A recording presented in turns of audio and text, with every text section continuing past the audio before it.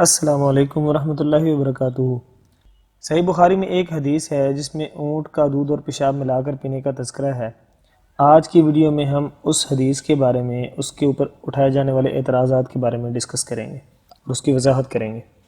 ہم دیکھیں گے کہ ہندو اور لبرل لوگ اس حدیث پر کیسے اعتراض کرتے ہیں۔ پھر ہم دیکھیں گے کہ حدیث کے مختلف طرق کیا ہوتے ہیں اور ان میں الفاظ کے اختلاف کی وجہ کیا ہوتی ہے۔ پھر ہم دیکھیں گے کہ اس حدیث کے اوپر جتنے بھی اعتراضات کیے جاتے ہیں ان کے تسلی بخش جوابات کیا ممکن ہیں، اور اگر ہے ایسا تو پھر کیا جوابات ہیں۔ اور سب سے آخر میں ہم دیکھیں گے ائمہ اربعہ کا اس مسئلہ کے بارے میں کیا موقف ہے۔ تو چلیے ویڈیو کو ہم سٹارٹ کرتے ہیں۔ میں ہوں ابو عبد الرحمن اور آپ کو اپنے چینل پر خوش آمدید کہتا ہوں۔ سب سے پہلے ہم دیکھتے ہیں یہ حدیث کے طرق کیا ہوتے ہیں اور ان میں الفاظ کے جو تھوڑے فرق ہوتے ہیں اس کی وجہ کیا ہوتی ہے۔ جتنے بھی راوی نبی صلی اللہ علیہ وسلم سے، پھر صحابہ سے، پھر تابعین سے آگے حدیثیں بیان کرتے ہیں، ان کی انتہائی کوشش ہوتی ہے کہ الفاظ کو بالکل محفوظ کیا جائے، لیکن امت اس بات پر متفق ہے کہ ان الفاظ کو منعن محفوظ نہیں رکھا جا سکتا، اور احادیث جتنی بھی ہیں باللفظ نہیں بلکہ بالمفہوم محفوظ ہیں۔ دوسری یہ ایک چیز ہے کہ جب ایک استاد اپنے شاگردوں کو پڑھا رہا ہے، پھر وہ جو شاگرد تھا کل کو استاد بنا، پھر وہ اپنے شاگردوں کو پڑھا رہا ہے، پھر اسی طرح وہ جو اب شاگرد تھا وہ کل استاد بنا، پھر وہ اپنے شاگردوں کو پڑھا رہا ہے۔ تو اس طرح ایک چین چلتی ہے۔ ہر ایک بندہ جو شاگرد ہوتا ہے اس کی دماغی صلاحیت مختلف ہوتی ہے۔ کوشش کی جاتی ہے کہ الفاظ کو جو استاد نے بولے تھے بیان کیا جائے، لیکن بعض اوقات ہوتا ہے کہ جو بیان کرنے والا ہے بات تو وہی کرتا ہے لیکن الفاظ کے چناؤ میں تھوڑا بہت فرق واقع ہو جاتا ہے۔ یہی وجہ ہے کہ جب ایک ہی واقعہ مختلف راوی بیان کرتے ہیں احادیث میں تو ان میں بھی الفاظ کا تھوڑا بہت فرق آ جاتا ہے۔ تو ایک ہی واقعہ جو مختلف راویوں سے مختلف حدیث کے اندر بیان کیا جاتا ہے اس کو ہم ایک ہی حدیث کے مختلف طرق کہتے ہیں، اور ان میں الفاظ کا تھوڑا اختلاف ہوتا ہے۔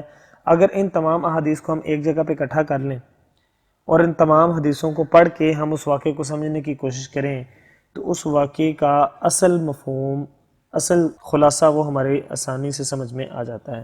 اب ہم دیکھتے ہیں جی صحیح بخاری کی کون سی حدیث ہے اور اس پر ہونے والے اعتراض کیا ہیں، ان کو ہم ڈسکس کر لیتے ہیں۔ صحیح بخاری میں حدیث نمبر 233 جیسا کہ آپ سکرین پر دیکھ سکتے ہیں، یہ کچھ اس طرح ہے کہ اکل یا اورینا قبیلے کے کچھ لوگ مدینہ میں آئے اور بیمار ہو گئے۔ رسول اللہ صلی اللہ علیہ وسلم نے انہیں لقاح میں جانے کا حکم دیا اور فرمایا کہ وہاں اونٹنیوں کا دودھ اور پیشاب پئیں۔ وہ لقاح میں چلے گئے اور اچھے بھی ہو گئے۔ اب یہ دیکھیں یہاں پہ اونٹنیوں کا دودھ اور پیشاب پینے کا تذکرہ ہے، اور اس کے ساتھ جو اعتراض کیا جاتا ہے وہ یہ ہے کہ فَأَمَرَهُمُ النَّبِيُّ کے الفاظ ہیں کہ نبی صلی اللہ علیہ وسلم نے انہیں حکم دیا، جیسا کہ آپ اسکرین پہ دیکھ سکتے ہیں۔ اس پہ اعتراض اٹھایا جاتا ہے کہ نبی صلی اللہ علیہ وسلم نے پیشاب پینے کا حکم دیا۔ اب ہندو یہ اعتراض اٹھاتے ہیں کہ ہم بھی گائے کا پیشاب پیتے ہیں، تو ہمارے اوپر تو مسلمان بہت زیادہ تان کرتے ہیں، لیکن ان کی جو حدیث کی سب سے بڑی کتاب ہے اس میں نبی صلی اللہ علیہ وسلم نے انہیں پیشاب پینے کا حکم دیا ہے اونٹ کا۔ کچھ لبرل لوگ بھی اس پہ واویلا مچاتے ہیں، اور کچھ ہمارے معاشرے میں جن کو علم نہیں ہے وہ لوگ بھی اس پہ پریشان ہو جاتے ہیں کہ یہ کیا بات ہے۔ تو آئیے ہم اس کو مزید دیکھتے ہیں۔ انس بن مالک رضی اللہ تعالیٰ عنہ صحابی ہیں جو کہ راوی ہیں، ان سے ابی قلابہ بیان کر رہے ہیں، ان سے ایوب بیان کر رہے ہیں، اور ان سے حماد ابن زید بیان کر رہے ہیں۔ راویوں کا یہ چین ہے۔ آگے چل کے ہم دوسرے راوی بھی دیکھیں گے کہ وہ اس حدیث کو کس طرح سے بیان کرتے ہیں۔ اس کا جواب دینے کے لیے ہم سب سے پہلے کہیں گے کہ نبی کریم صلی اللہ علیہ وسلم نے انہیں حکم نہیں دیا تھا بلکہ انہوں نے خود ایسا کیا۔ اس کی دلیل بھی ہم دیتے ہیں آپ کو۔ یہ حدیث جب دوسرے کئی راوی بیان کرتے ہیں تو الفاظ کچھ مختلف ہیں، جیسا کہ صحیح بخاری ہی میں 3018 نمبر حدیث ہے۔ اب اس میں انس بن مالک رضی اللہ تعالیٰ عنہ سے ابی قلابہ ہی بیان کر رہے ہیں، ان سے ایوب ہی بیان کر رہے ہیں، لیکن حماد کی جگہ وہ حیب آ گئے، ٹھیک ہے، راوی چینج ہو گیا۔ تو اس حدیث مبارکہ کا اگر ہم متن دیکھیں تو وہ لوگ نبی صلی اللہ علیہ وسلم کے پاس آئے اور انہوں نے کہا کہ ہمارے لیے اونٹنیوں کے دودھ کا بندوبست کر دیں، جیسا کہ آپ سکرین پہ دیکھ سکتے ہیں۔ نبی صلی اللہ علیہ وسلم سے انہوں نے صرف دودھ ہی مانگا، خود مانگا انہوں نے، تو نبی صلی اللہ علیہ وسلم نے ان سے کہا کہ میرے پاس تمہارے لیے اس کے سوا کوئی صورت نہیں ہے کہ تم اونٹنیوں کے پڑاؤ میں قیام کرو، یعنی کہ وہاں چلے جاؤ ہمارے جہاں پہ ہماری اونٹنیاں چل رہی ہیں اور وہاں پہ قیام کرو، ان سے تم دودھ پی لو۔ چنانچہ وہ چلے گئے اور انہوں نے وہاں دودھ اور پیشاب پیا اور تندرست ہو گئے. ٹھیک ہے. فَانْطَلَقُوا فَشَرِبُوا مِنْ أَبْوَالِهَا وَأَلْبَانِهَا کے الفاظ ہیں کہ وہ چلے گئے، پھر انہوں نے وہاں سے پیا دودھ اور پیشاب، اور پھر وہ صحت مند بھی ہوگی، موٹے تازی بھی ہوگی. تو یہاں پہ آپ دیکھ سکتے ہیں کہ نبی صلی اللہ علیہ وسلم نے، یہ بھی صحیح بخاری کی حدیث ہے، نبی صلی اللہ علیہ وسلم نے انہیں صرف دودھ پینے کا حکم دیا تھا، اور انہوں نے دودھ مانگا تھا نبی صلی اللہ علیہ وسلم سے. دودھ مانگا، آپ صلی اللہ علیہ وسلم نے کہا کہ اونٹنیوں کے پاس جا کے پڑاؤ کرو اور دودھ پیو. پھر وہ چلے گئے اور انہوں نے خود اجتہاداً ایسا کیا کہ انہوں نے پیشاب اور دودھ ملا کر پی لیا. اس کی وجہ کیا تھی؟ انہوں نے ایسا کیوں کیا؟ ہر زمانے کی ایک میڈیکل سائنس ہے. آج ہمارے پاس بڑی جدید میڈیکل سائنس ہے. اس وقت کی جو طب تھی اس کے مطابق وہ جانوروں کے پیشاب کو پیٹ کی بیماری کے لیے استعمال کیا کرتے تھے. تو اس میں انہیں کوئی خاص حرج شاید محسوس نہیں ہوا ہوگا، اس لیے انہوں نے ایسا کیا کیونکہ یہ رواج تھا اس وقت. اب دیکھتے ہیں کہ صحیح بخاری، صحیح مسلم اور حدیث کی کئی دوسری کتابوں میں اس طرح کے کئی طرق آئے ہیں کہ جن میں نبی کریم صلی اللہ علیہ وسلم نے انہیں حکم نہیں دیا تھا کہ وہ اونٹوں کا پیشاب پی لیں. ابھی ایک حدیث ہم آپ کے گوش گزار کر چکے ہیں، اور ابھی چند ایک حدیث بھی آپ کے سامنے اس حوالے سے رکھیں گے. اس لیے یہ بات بہت زیادہ ممکن ہو جاتی ہے کہ نبی کریم صلی اللہ علیہ وسلم نے تو انہیں جا کے صرف دودھ پینے کا حکم دیا ہو، لیکن انہوں نے اپنے دور کی میڈیکل سائنس کے مطابق جا کر اونٹنیوں کا پیشاب بھی پی لیا ہو. تو اب نبی کریم صلی اللہ علیہ وسلم پر اس بات کو فٹ کرنا یہ بالکل بھی مناسب معلوم نہیں ہوتا. صحیح بخاری کی ایک اور روایت آپ کے سامنے رکھتے ہیں جس میں آپ صلی اللہ علیہ وسلم نے انہیں رخصت دی تھی. یہ دیکھیں جی، صحیح بخاری حدیث نمبر ہے جی 1501. اس میں حضرت انس بن مالک رضی اللہ تعالیٰ عنہ سے قتادہ ہی بیان کر رہے ہیں، لیکن ان سے آگے شعبہ اور یحییٰ بیان کر رہے ہیں، راوی پھر چینج ہو گئے. تو اب یہ دیکھیں یہاں پہ فرخصہ کے الفاظ ہیں، جس کا مطلب ہے کہ انہیں اجازت دے دی، حکم نہیں دیا بلکہ انہیں اجازت دے دی کہ اگر وہ چاہیں تو اونٹوں کا دودھ اور پیشاب مکس کر کے پی لیں، کیونکہ اس وقت طب تھی. تو اس کا کیا مطلب ہوگا کہ یہ انہیں ایز اے غذا کے طور پہ نہیں بتایا جا رہا بلکہ انہیں دوا کے طور پہ بتایا جا رہا ہے، کیونکہ میڈیکل سائنس تھی. تو دوا کے طور پہ آپ صلی اللہ علیہ وسلم نے فرمایا اگر وہ چاہیں، اگر وہ کراہت نہیں محسوس کر رہے تو اس کو چاہیں تو پی لیں، چاہیں تو رہنے دیں.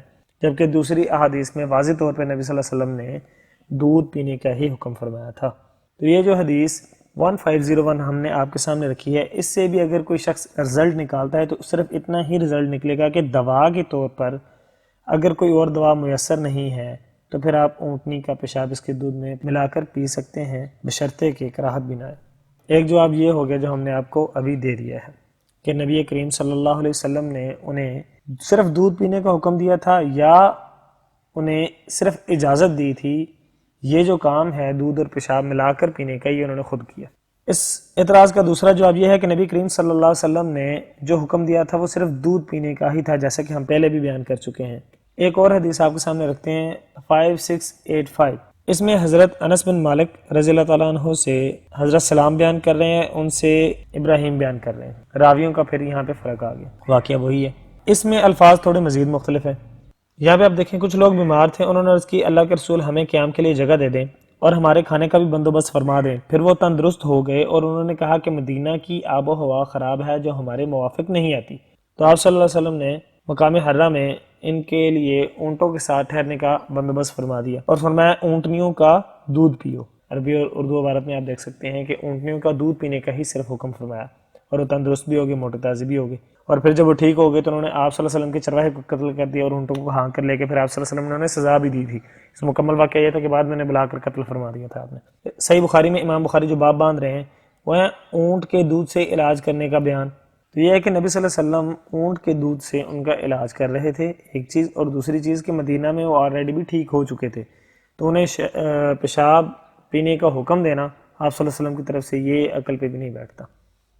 ایک اور حدیث ہے اسی واقعے سے ملتا جلتا، ایک اور واقعہ ہے جس سے آپ کو یہ واقعہ سمجھنے میں بھی آسانی ہو جائے گی.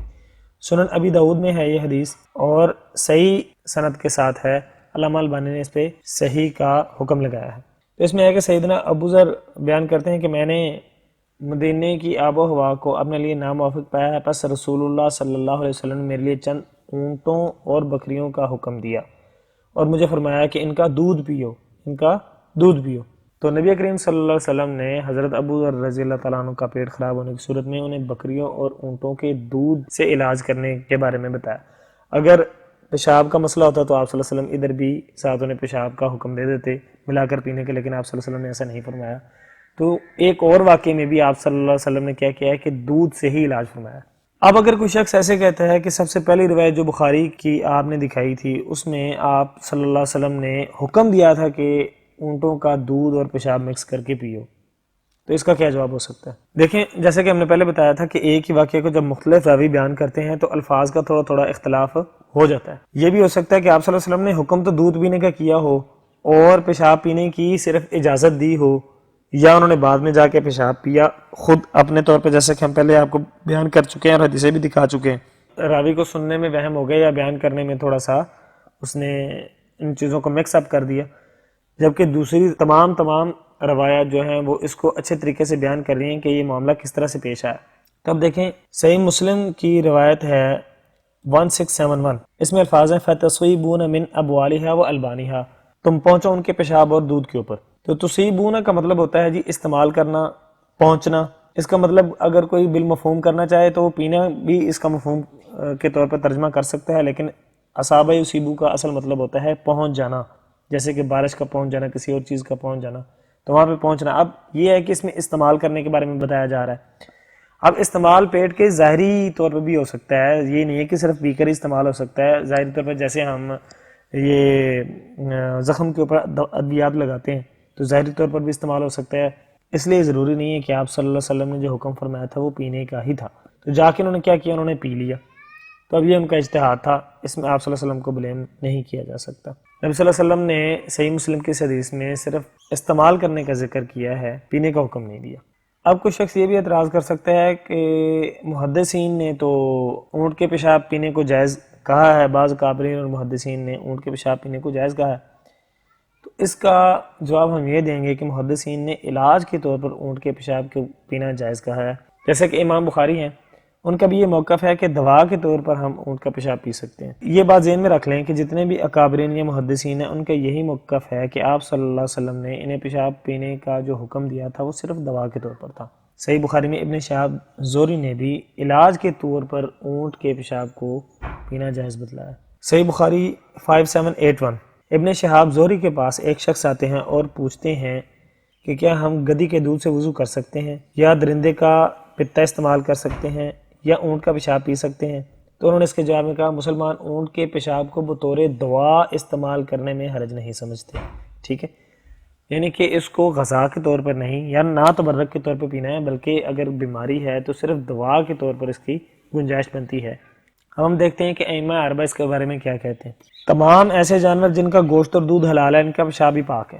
امام مالک اور امام احمد بن حنبل کی یہ رائے ہے۔ پیشاب پینے کی یہ اجازت صرف ان قبیلوں کے ساتھ ہی خاص تھی۔ امام ابو حنیفہ اور قاضی ابو یوسف یہ کہتے ہیں، جبکہ امام شافعی کہتے ہیں کہ پیشاب چاہے انسان کا ہو، حلال جانور کا ہو یا پھر حرام جانور کا ہو، وہ نجس ہی ہے اور اس سے دور رہنا ہی بہتر ہے، اور ان کا موقف یہی ہے جیسے کہ ہم بیان کر چکے کہ نبی کریم صلی اللہ علیہ وسلم نے انہیں پیشاب پینے کا حکم نہیں دیا تھا۔ اس تمام بحث کا خلاصہ ہم اگر بیان کریں تو یہ ہے کہ نبی کریم صلی اللہ علیہ وسلم نے انہیں پیشاب پینے کا حکم نہیں دیا تھا، جیسا کہ دوسری تمام روایتوں سے الفاظ کے فرق کے ساتھ واضح طور پر ظاہر ہے، اور ہو سکتا ہے کہ کسی راوی سے یہ تھوڑی سی غلط فہمی کے طور پر یہ بات اس طرح بیان ہو گئی ہو۔ دوسرا ہے کہ صحیح بخاری اور احادیث کی دوسری کتابوں میں اس حدیث کے بہت سارے ترک موجود ہیں، جن میں کافی ساروں میں صرف اور صرف دودھ پینے کا ہی تذکرہ ہے، پیشاب کا آپ صلی اللہ علیہ وسلم نے پینے کا حکم نہیں فرمایا۔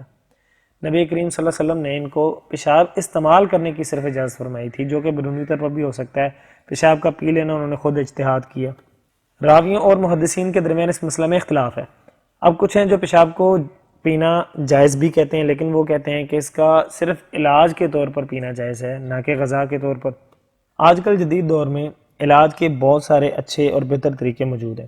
اگر کوئی ایسا مسئلہ بنتا ہے کہ کسی کے پاس دوائی موجود نہیں ہے تو پھر وہ اس طرح سے پیشاب پی کر اپنا علاج کر سکتا ہے، اور اضطراری کیفیت میں تو قرآن پاک میں مردار کھانے کو بھی جائز قرار دیا گیا ہے۔ اب آ گیا مسئلہ، ہندو اگر پیشاب پیتے ہیں تو ہم ان پہ اعتراض کرتے ہیں، اور مسلمان اس طرح سے پھر بھی چلو کسی درجہ میں دوا کے طور پر استعمال کرنے کو جائز کہہ رہے ہیں۔ تو اب اس میں ہم یہ کہتے ہیں جی کہ ہندو گائے کے پیشاب کو تبرک سمجھ کے پیتے ہیں، وہ اسے مذہبی شعار کے طور پہ پیتے ہیں، لیکن ہم اس کو تبرک نہیں جانتے، ہم اس کو میجورٹی تو یہ ہے کہ وہ نجس ہی جانتی ہے، اور دیکھیں کہ ہم خود بھی قرار محسوس کرتے ہیں، تو ہندو تو تبرک سمجھ کے پی رہے ہوتے ہیں۔ اور آپ ان کے کلچر میں یہ چیز بھی دیکھ سکتے ہیں کہ وہ تو انسان کے پیشاب کو بھی بعض اوقات اس طرح سے وہ اپنے منہ کے اندر ڈال لیتے ہیں. ہم اس کا اسکرین شاٹ بھی اس میں اٹیچ کر دیں گے. تو ہندوؤں کے ساتھ اس مسئلے کا موازنہ بالکل بھی نہیں کیا جا سکتا. اور اگر ہم جدید دور میں دیکھیں تو سوائے چند ایک لوگوں کے کوئی بھی اس پیشاب والے علاج کے طریقے پر عمل نہیں کرتا، جبکہ ہندو جو ہیں وہ تو علی اعلان اس چیز کو تبرک سمجھ کے پی رہے ہوتے ہیں. تو یہ فرق ہے ہمارے اور ہندوؤں کے درمیان کہ ہم اس کو مذہبی شاعرے کے طور پہ اس کو اپنائے ہوئے نہیں ہیں، نہ اس کو تبرک سمجھتے ہیں، نہ اس کو غذا کے طور پہ استعمال کرتے ہیں. تو اس ویڈیو کے لیے یہ اتنا ہی تھا جناب. اس میں امید ہے کہ ہم نے آپ کے تمام جو شبہات ہیں اس حدیث کو لے کے ان کا ازالہ کیا ہوگا. تو اگر ویڈیو آپ کو پسند آئی ہے تو اس کو دوسرے دوستوں کے ساتھ بھی شیئر کر دیں اور کمنٹ میں اپنی رائے کا اظہار کریں. اگر پھر بھی آپ کا کوئی سوال رہ گیا ہے تو آپ کمنٹ میں ہم سے وہ سوال کر سکتے ہیں. اپنا خیال رکھیے گا، ہمارے لیے دعا کریے گا. اللہ حافظ.